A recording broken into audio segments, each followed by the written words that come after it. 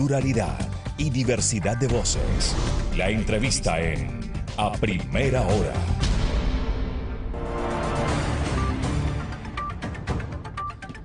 A ver, a las 8:09 quiero plantear un tema interesante que tiene que ver con educación. A partir de unas cifras, ¿no? En Ecuador, 6 de cada 10 jóvenes no acceden a la educación superior y hasta el año pasado el desempleo juvenil había alcanzado el 9,2%. A partir de ese detalle hay una propuesta que se ha preparado para diseñar una ley, la ley de formación dual. Esta iniciativa ha sido impulsada por la asambleísta de Acción Democrática Nacional, Valentina Centeno, que busca dotar de un marco legal a justamente la formación dual. Y es probable que muchos no hayamos escuchado jamás este término. Nuestro invitado, antes de comenzar la entrevista, nos decía que ya se aplica acá en el Ecuador, no es reciente. Hay algunas experiencias y lo vamos obviamente a desmenuzar en nuestro espacio. Gracias a Cristian Riofrío, él es presidente del directorio de Corporación Formados. ¿Cómo le va, señor Riofrío? Bienvenido, buenos días. Qué buenos gusto. días. Buenos días, muchísimas gracias por la invitación. Sí, como usted mencionaba, realmente es muy interesante el que ahora todo lo que ya se ha hecho desde hace 23 años en Cuenca con una primera experiencia y desde hace 13 años con otros sectores industriales y otras ciudades, que ahora se consolide en una ley después de haber generado algunos cambios para implementar este modelo educativo. Usted decía con mucha razón, mucha gente posiblemente no conoce lo que es la formación dual.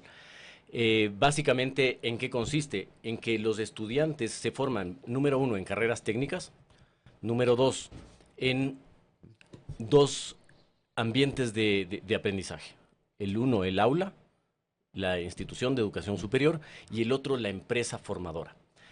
Esto, a diferencia de lo que sucede con las pasantías, es un proceso en el que la empresa asume la responsabilidad de formar al estudiante durante 2 años, 2 años y medio, 3 años, dependiendo de la carrera, en los temas que, primero, está diseñada la carrera como tal, pero por el otro lado, en los temas que la empresa necesita y que le interesan desde la parte ya productiva. Pero técnicamente, para hacer la diferencia con la pasantía, ¿es que el estudiante está trabajando en la empresa o no? ¿O cómo es? Está aportando dentro de la empresa, pero comparte su proceso de aprendizaje. Y lo que tiene es una guía durante todo el proceso de tutores empresariales que se forman dentro de la empresa, es decir, la empresa invierte también en esa parte.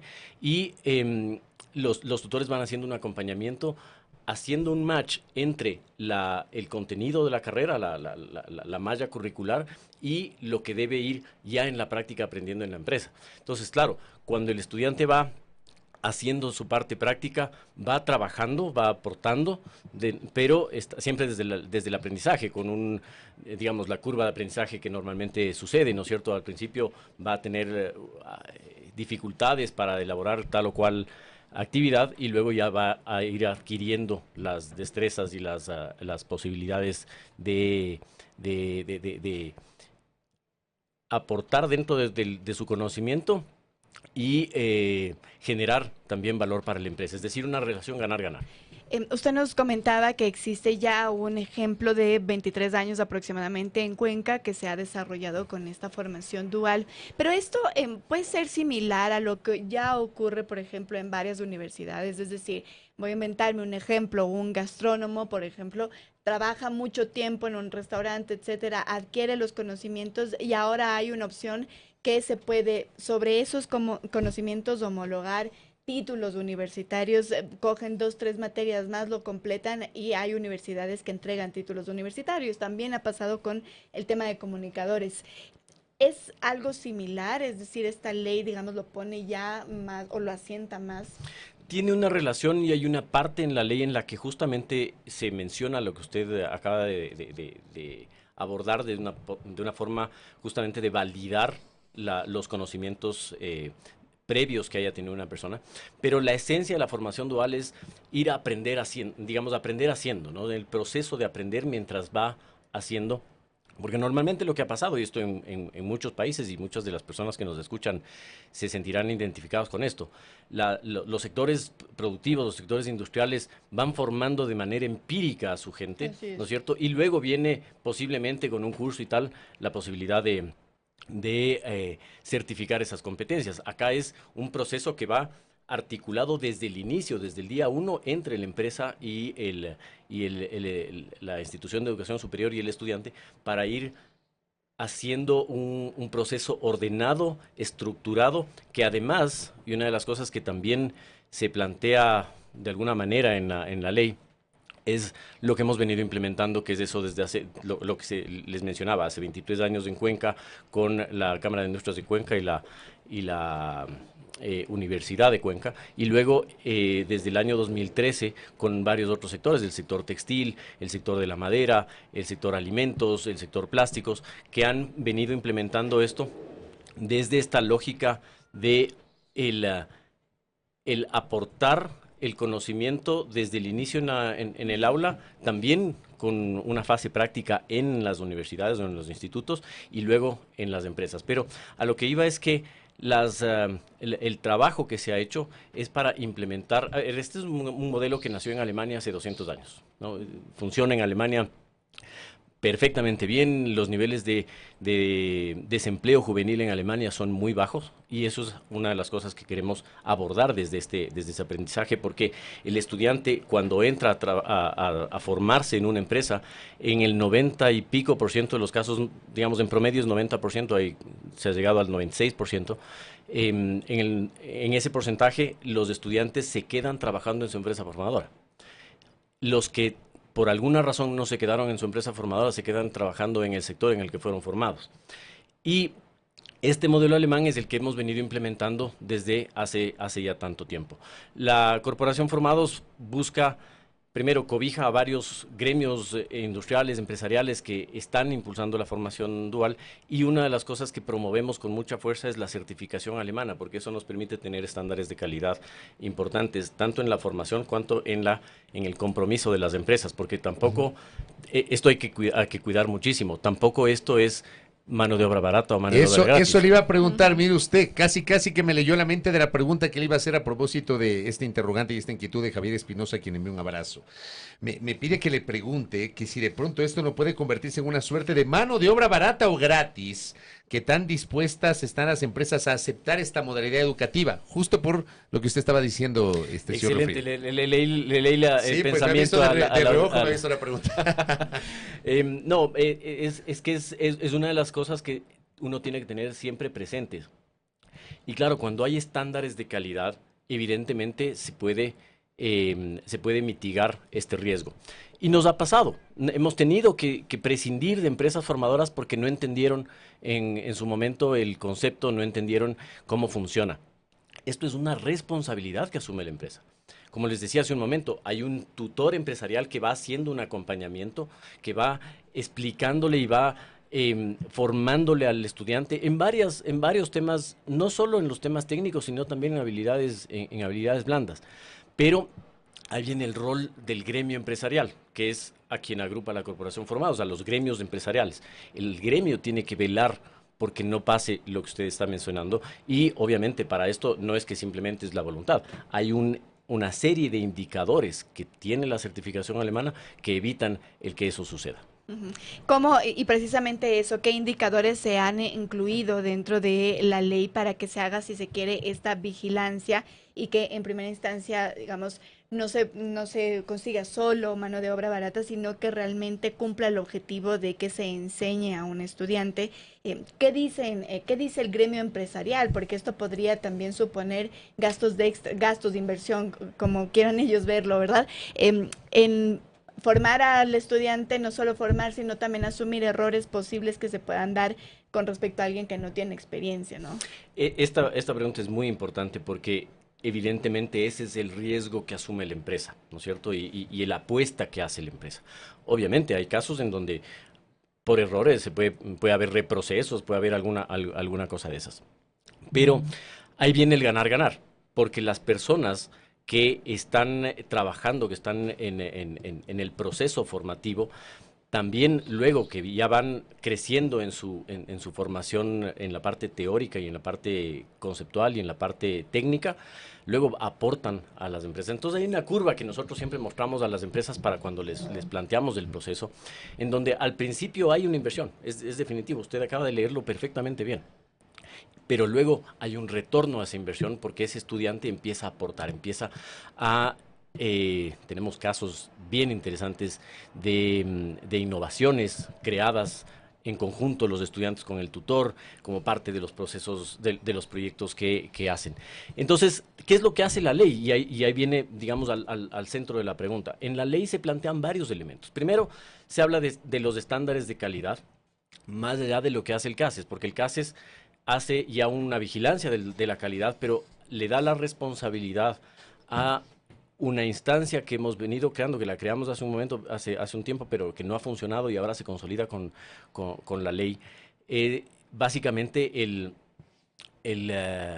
la creación del Comité Público-Privado por la Formación Dual. Entonces aquí estamos, academia, el Estado, el sector privado, vigilando que el proceso esté funcionando bien, ¿no? En línea con lo que usted mencionaba. Luego tenemos la validación de las certificaciones, que pueden ser, en este caso, obviamente nació desde Alemania, pero puede ser otras, dependiendo de los sectores industriales, pueden ser otros modelos. Pero parte de lo que consolida la ley es de esta institucionalidad que yo les mencionaba en el año 2013, que empezamos con un proyecto con el apoyo de Alemania, se empezaron a hacer algunos cambios normativos y tal, y ahora la asambleísta Centeno toma la posta y dice, bueno, ¿por qué no todo eso que se ha hecho de alguna manera aislada en algún momento en otro, no hacemos algo que le dé la solidez desde el punto de vista jurídico y la institucionalidad para que el modelo realmente se consolide en el Ecuador? ¿Cómo procurar también o cómo garantizar que la formación sea completa? Es decir, que, no sé, después de unos 2 años la empresa no despida al estudiante, porque ese sería el término, digamos, ¿verdad? ¿Cómo procurar entonces que el estudiante no esté en una empresa aprendiendo, luego pase a otra, etcétera, y que, digamos, tenga una formación que no es constante? Bueno, la empresa asume esa responsabilidad con un convenio con la unidad, con la institución de educación superior. Es decir, el estudiante se queda durante al menos los 2 años y luego, como les decía, normalmente más del 90% se han quedado trabajando en la empresa formadora, ya contratados por la empresa, pero el modelo lo que permite es que haya esa vinculación. Y una cosa que en la práctica, por 2 años, 2 años y medio, dependiendo de la carrera, hay unas de hasta 3 años, pero normalmente son entre 2 y 2 y medio. ¿Qué es lo que sucede? En la práctica, esto funciona y claro, cuando hacíamos todos estos cambios y tratábamos de implementar el modelo y tal, veíamos que todo esto era teoría. Ahora sabemos que esa teoría realmente funciona y que en la práctica así es como funciona. Los estudiantes se ponen la camiseta de la empresa y se genera un vínculo interesantísimo entre la empresa y el estudiante que luego se quedan estudiando, antes se quedan trabajando. Antes de ayer conversábamos con una de las primeras empresas formadoras en una de las carreras y nos comentaban que no solo el estudiante se quedó trabajando, sino que hay un estudiante al que le acababan de promover porque obviamente va desarrollándose dentro de la empresa con ese conocimiento y ese bagaje técnico de conocimientos importantes. Ahora, me dicen acá, gracias a Jimena que me escribe esto. Actualmente el Código de la Economía Social de los Conocimientos e Ingenios ya reconoce la educación dual como una modalidad válida de formación académica y profesional. Correcto. Establece un marco de incentivos tributarios para quienes se implementan, crea un sistema de certificación de competencias laborales y dispone transitoriamente la posibilidad de seguir aplicándola mientras se regulan sus entidades receptoras. Dicho esto, si ya tenemos un marco que es este código, ¿cuáles son, digamos, los aportes adicionales que plantea esta ley si ya existe, ya se reconoce una norma vigente? Hay 2 temas que son claves, Fabricio. El uno es que evidentemente en el Código Ingenios se incrementó, es parte de lo que hicimos en este proyecto que les mencionaba desde el año 2013, pero eso llega al reconocimiento del modelo formativo, pero no va más allá de esto. Esta ley, que no es una ley con muchos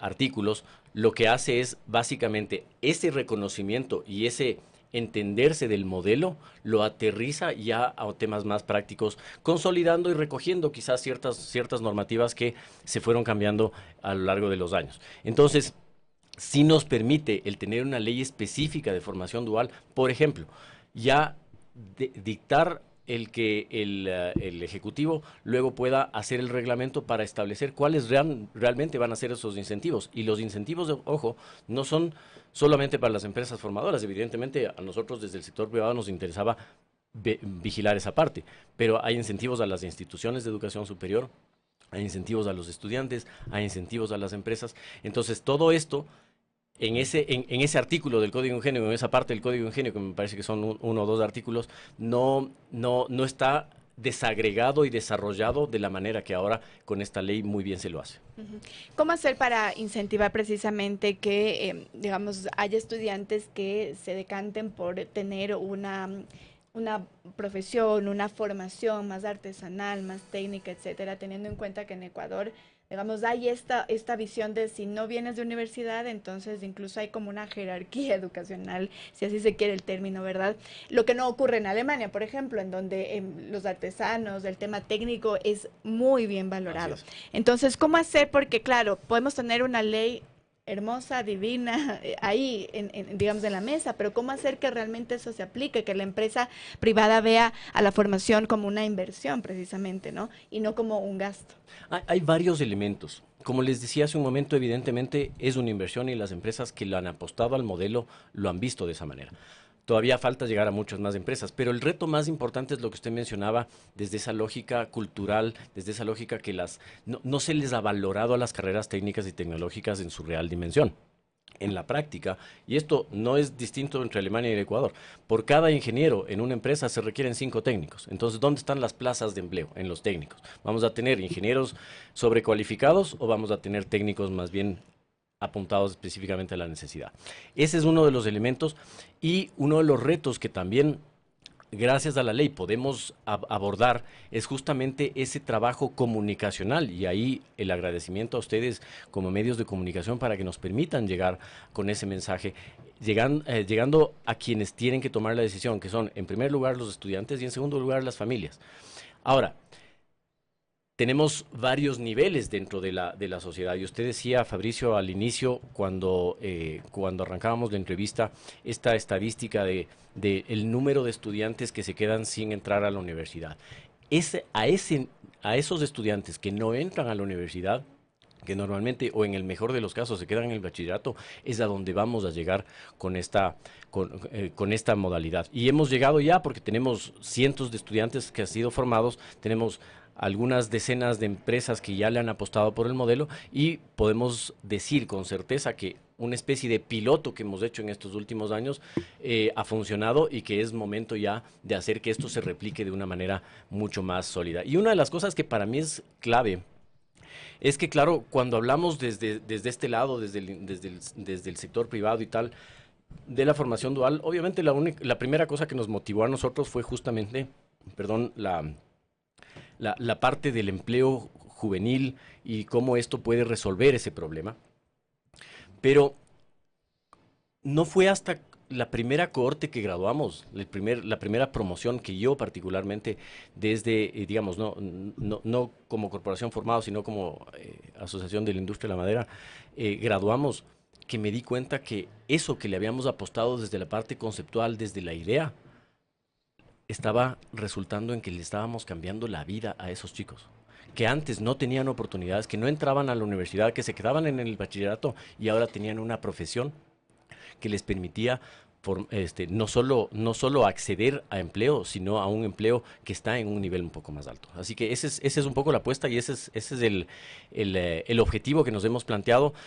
Por eso hemos saludado la iniciativa de la asambleísta Valentina Centeno, porque vemos que realmente le va a dar fuerza, le va a dar potencia a esto que hemos venido remando y bregando durante años, poquito a poco. Ahora con una ley sólida nos va a permitir hacer que el modelo se replique de una forma, ojalá, exponencial. Correcto. Señor Riofrío, gracias por el tiempo y por habernos acompañado y explicado este tema. Muy gentil. Muchísimas gracias a ustedes, un gusto. Cristian Riofrío, presidente del directorio de la Corporación Formados, hablando sobre el proyecto de ley de formación dual que se está tramitando en la Asamblea Nacional.